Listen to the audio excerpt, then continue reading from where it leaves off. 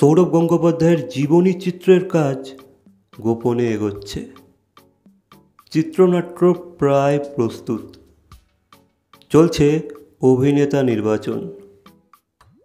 রাজকুমার রাও দাদার চরিত্রে অভিনয় করবেন বলে শোনা যাচ্ছে।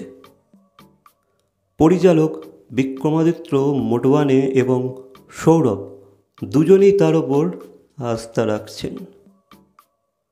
ইতিমধ্যে অভিনেতার একটি লুক ভাইরাল হলেও অনেকে বলছেন সেটি এআই নির্ভর। ডোনা গঙ্গোপাধ্যায়ের চরিত্রে তৃপ্তি ডিমরি থাকছেন না। বাংলার প্রথম সারির নায়িকাদের মধ্যে মিমি চক্রবর্তী ও ঈশা সাহার নাম আলোচনায়।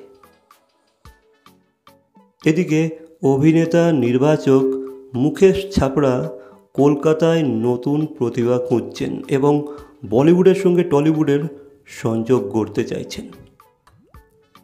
সো গাইস, এই বিষয়ে তোমাদের কি মন্তব্য অবশ্যই কমেন্ট করে জানাবে। ভিডিওটা ভালো লাগলে লাইক, কমেন্ট, শেয়ার, সাবস্ক্রাইব। তো দেখা হচ্ছে পরবর্তী কোনো ভিডিওর সাথে। Till then, by.